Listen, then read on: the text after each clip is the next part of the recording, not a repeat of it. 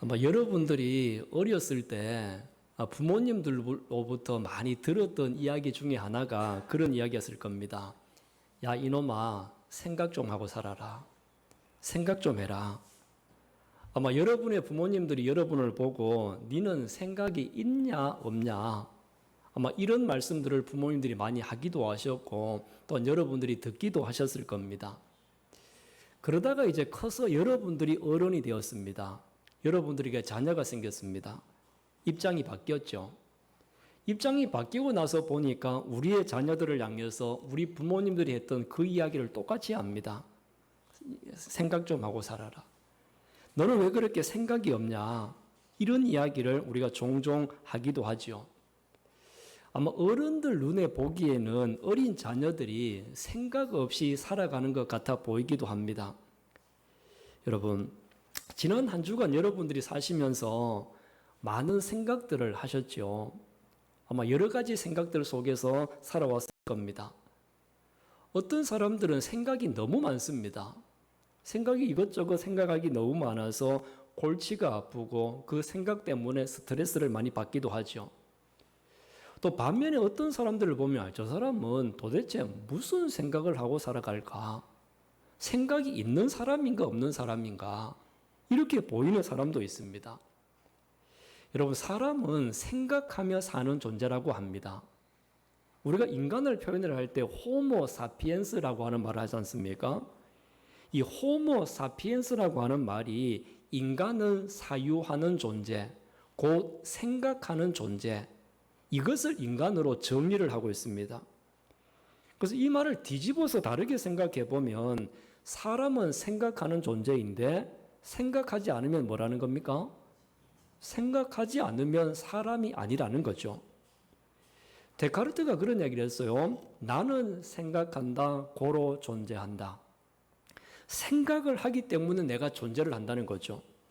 그래서 내가 존재를 하고 있다라고 하는 것 자체가 바로 생각하며 살아가고 있다는 겁니다.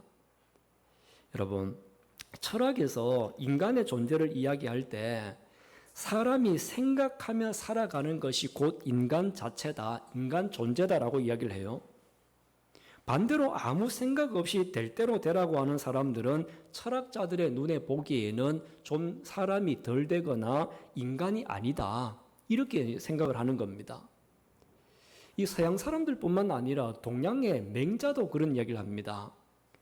맹자의 정치 이론 가운데 이런 이론이 있어요. 역성혁명론. 한번 들어보셨죠? 역성혁명.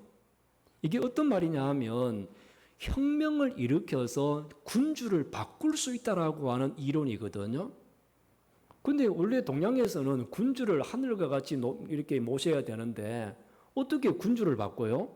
혁명을 일으켜요? 안 되잖아요. 근데 맹자가 이야기했던 이 역성혁명론이라고 하는 것은 뭐냐 하면 군자가 된 사람은 사단칠정이나 인의예지나 기본적으로 지켜야 될 것이 있는데, 근데 이것을 지키지 못하는 군주는 군주로 인정할 필요가 없다. 그래서 그런 군주는 얼마든지 우리가 혁명을 일으켜서 교체해도 된다라고 하는 이론이 바로 역성혁명론입니다. 이 맹자의 역성혁명론의 출발은 생각 없이 정치하는 군주는 더 이상 군주로서 대우를 받을 자격이 없다, 여기에서부터 시작이 되는 것이거든요. 이렇게 동양이나 서양이나 사람들의 생각을 그만큼 중요시했다는 겁니다. 어떤 생각을 하며 사느냐, 그것이 무엇보다도 중요하다고 하는 것은 동서양을 막론하고 모든 철학자들이 한결같이 강조했던 상황입니다. 여러분들이 아마 많은 생각을 하시기는 하는데 무슨 생각을 하느냐가 또한 중요하지 않습니까? 생각을 하기는 해야 돼요. 근데 많은 생각들 가운데 우리가 생각하고 있는 그 생각의 내용이 또한 무엇인가라는 겁니다.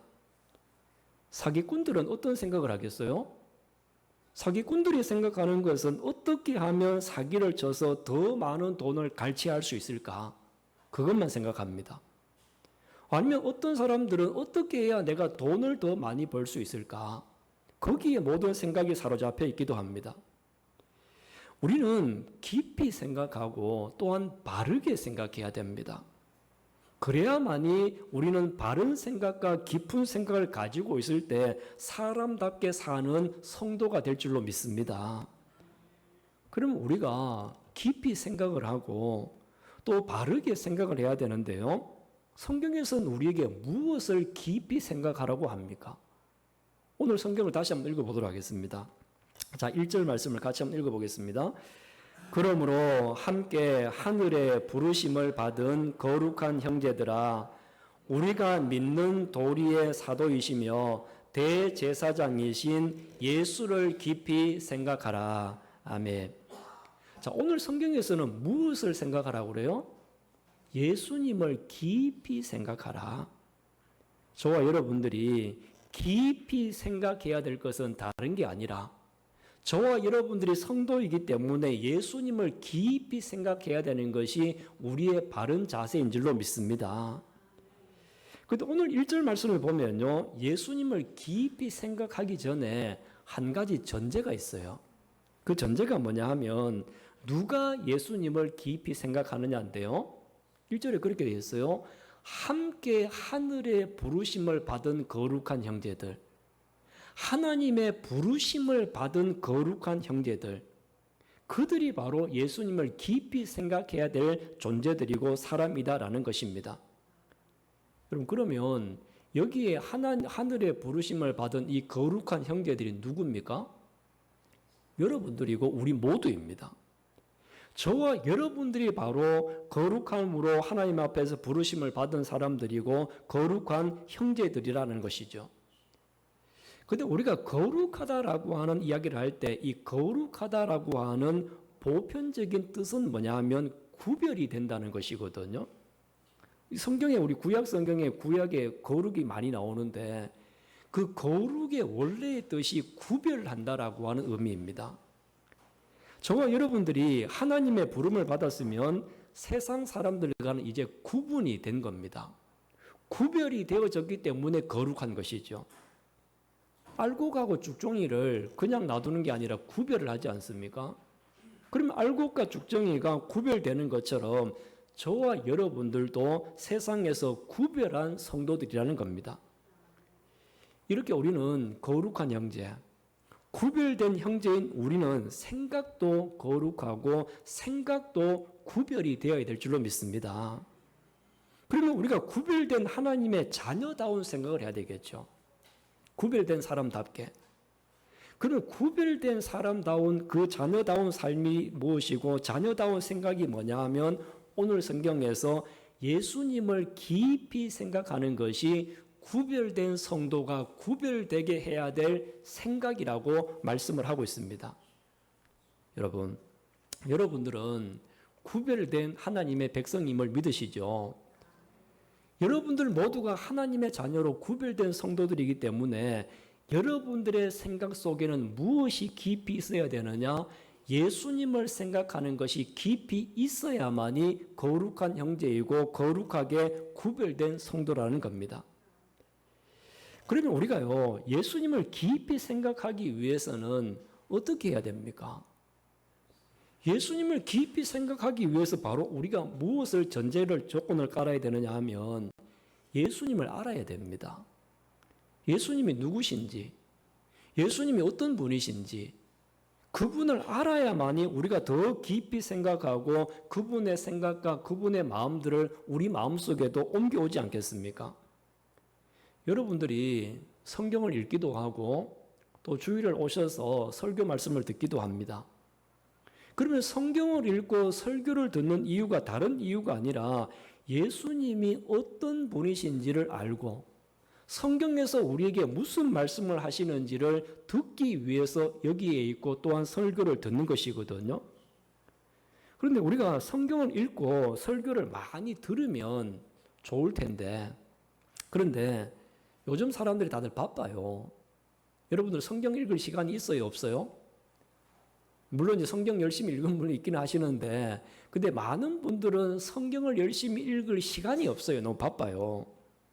그리고 일주일에 겨우 이제 주일날 한 번 오셔가지고 한 번 설교를 듣는 것으로 그칩니다. 이렇게 우리가 너무 시간도 없고 바쁘다 보니까 그러다 보니까 예수님에 대해서 알아갈 수 있는 시간과 여건이 너무 부족해요. 그래서 제가 여러분들에게 한 가지 추천을 드리고 싶은 게 뭐냐 하면 여러분들이 주중에 시간을 내서 성경을 많이 읽기가 힘들고 또 주중에 오셔가지고 새벽기도 수요 예배 오셔가지고 설교 듣는 것도 힘들고 하시니까 좀 짧게 여러분들이 예수님에 대해서 잘 알 수 있는 방법 중에 하나가요. 마태복음 5장에서부터 7장까지를 산상순이라고 합니다. 알고 계시죠? 마태복음 5장에서 7장까지 산상순이라고 하는데 이 산상순이 되어지는 5장에서 7장까지를 열심히 한번 읽어보실 것을 추천을 드립니다. 이 산상수훈은요 길지 않아요. 길지 않고 갈릴리 호수 북쪽 언덕에 예수님이 올라가셔가지고 거기에서 모여있는 제자들과 무리들에게 설교하셨던 설교 핵심 내용입니다. 근데 다른 마태복음, 누가복음 나오는 많은 내용들은 이 예수님의 설교의 내용들이 삶의 실천으로 나오는 것이 다른 방법들이거든요. 그 예수님의 가장 생각을 깊이 알 수 있고 예수님이 어떤 분이다라고 하는 것을 잘 알 수 있는 것이 산상수훈 마태복음 5장에서 7장까지입니다. 여러분들 주중에 내가 예수님을 좀 더 알아야 되겠다라고 하는 마음을 가진다고 하면 한번 좀 읽어보세요. 몇 번이라도 한번 읽어보시면 그러면 거기에 보면 심령이 가난한 사람이 복 있는 사람이다.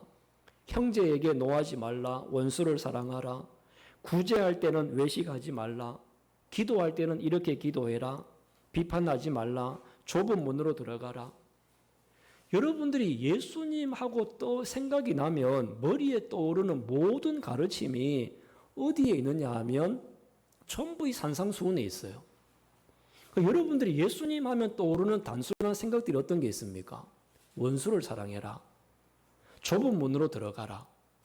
뭐 예수님 생각하면 언뜻 떠오르는 내용들이 있는데 이 모든 내용들이 어디에 속해 있느냐 하면요. 마태복음 5장에서 7장까지 있습니다. 그래서 거기에 보면 예수님이 그런 얘기를 합니다.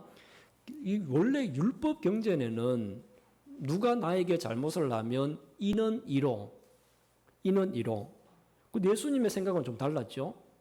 예수님의 생각은 오히려 그 사람들에게 노하지 말고 원수까지도 용서하고 사랑해야 된다.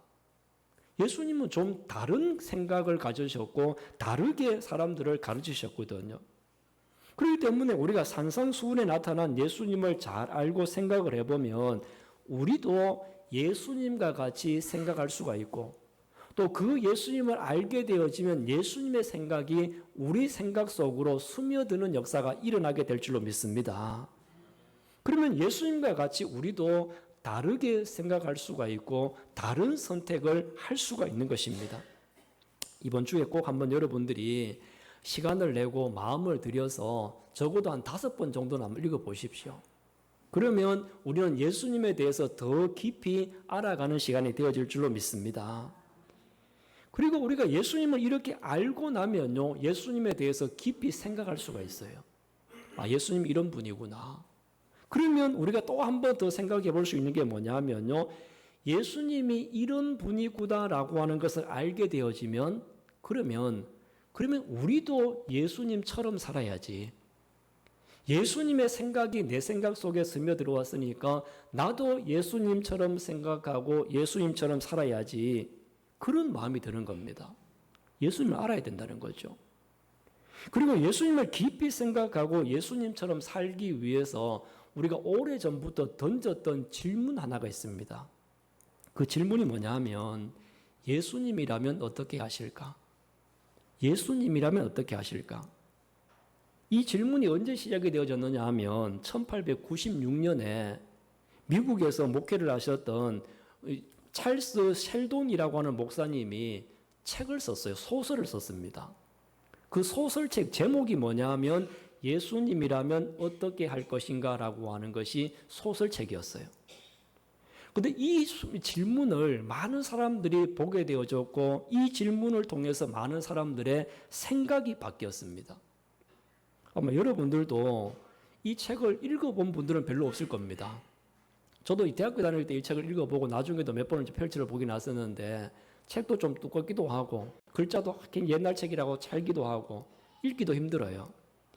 그다음에 여러분들이 읽어보지는 않아도 제목은 다들 한 번씩은 다 들어보셨을 거예요. 이 찰스 셀돈 목사님이 본인이 어떻게 했느냐 하면요, 목사님이신데 자기가 실직한 인쇄공, 그 직업을 가지고 있다가 실직을 했어요. 실직을 하니까 돈도 없고 그다음에 먹을 것도 별로 없죠. 가난해지죠. 그 실직한 인쇄공으로 스스로를 가장을 해서 수많은 그리스도인들을 만나는 이야기입니다. 예, 만나요. 자기가 실직한 인쇄공이 되어져 가지고 장로님을 만나요. 집사님을 만나고 권사님을 만나요. 근데 장로님들을 만나고 집사님들을 만나고 수많은 사람들을 만나봤는데, 근데 그 만나본 결과가 뭐냐면 성경을 통해서 배운 것과 그들의 삶이 너무 다르다는 것이었어요. 성경에서 가르쳐오고 교회에서 본 모습하고 현장에서 자기가 가난한 인쇄공으로 봤을 때의 모습은 전혀 다른 모습으로 보게 되자는 거죠. 그래서 이 목사님이 끊임없이 질문을 던집니다. 예수님이라면 어떻게 하셨을까? 이 질문을 가지고 소설로 만드는 것이 그 책이었거든요. 여러분, 예수님이 어떤 분인지를 알면 우리가 직면하고 있는 여러 상황에서 내가 알고 있는 예수님은 어떻게 하셨을까? 이 상황에서 예수님은 어떻게 하셨을까? 우리도 생각할 수 있어요. 내 생각이 아닌 예수님의 마음으로 여러분도 한번 생각을 해보는 겁니다. 그러면 내 생각이 아닌 예수님의 생각을 깨닫게 될 것이고, 내 생각이 아닌 예수님의 생각으로 판단하고 예수님의 생각으로 살아가는 성도가 되게 될 것입니다. 여러분, 우리는 지금도 많은 생각을 하며 살아요. 그런데 여러분이 생각하는 것과 예수님이 생각하는 것이 일치가 되어야 되는데, 근데 일치가 될 때가 얼마나 될까요? 우리 많은 성도들의 생각과 예수님의 생각이 다를 때가 너무 많습니다. 그럴 때마다 우리가 다시 한번 고민하고 생각해야 될 것은 예수님이라고 하시면 어떻게 하셨을까? 그것을 먼저 생각해 보는 여러분들이 되시기를 바랍니다. 그래서 내가 막 화나는 일이 있어요. 이렇게 막 화가 날 때 예수님이라면 어떻게 하셨을까? 내가 누군가로부터 큰 손해를 봤어요. 손해를 봤을 때 예수님이라고 하면 어떻게 하실까? 누군가가 나를 괴롭혀요. 나를 힘들게 해요. 그러면 누군가가 나를 괴롭히고 힘들 때 예수님은 어떻게 하셨을까? 내가 누군가를 도울 수 있는 기회가 왔는데 이때 예수님이라고 하면 어떻게 하셨을까? 여러분, 이 질문이 우리의 생각도 바꿀 수 있는 줄로 믿습니다. 예수님을 깊이 생각하면 내 생각이 예수님의 생각으로 따라가게 되어져 있습니다. 사랑하는 성도 여러분, 지난 한 주간 여러분들이 사시면서 가장 많이 생각했던 것이 무엇이었습니까? 무엇을 가장 많이 생각했습니까? 많은 생각 중에서 예수님의 생각은 어느 정도였습니까? 우리가 생각이 너무 많아서 예수님을 생각을 하지 못할 때도 많았습니다. 내 머릿속에는 온갖 쓸데없는 것이 가득 차서 생각의 쓰레기통이 되어지고 될 때도 많았죠. 우리의 생각이 세상의 것으로 가득할 때 예수님의 생각이 들어올 자리가 없습니다. 그래서 여러분들의 생각을 좀 비우시고 이번 한 주간 동안 예수님을 깊이 생각해 볼 수 있는 여러분 모두가 되어지기를 바랍니다. 이제 우리 모두가 예수님에 대해서 조금 더 알고 깊이 생각해서 예수님이라면 어떻게 하실까? 우리 스스로에게 질문하시고 그 답을 예수님에게서 찾는 여러분들이 되십시오. 그래서 우리 모두는 예수님처럼 생각하고 예수님을 닮아가는 거룩한 형제들, 거룩한 제자들이 다 되시기를 주님의 이름으로 축원합니다.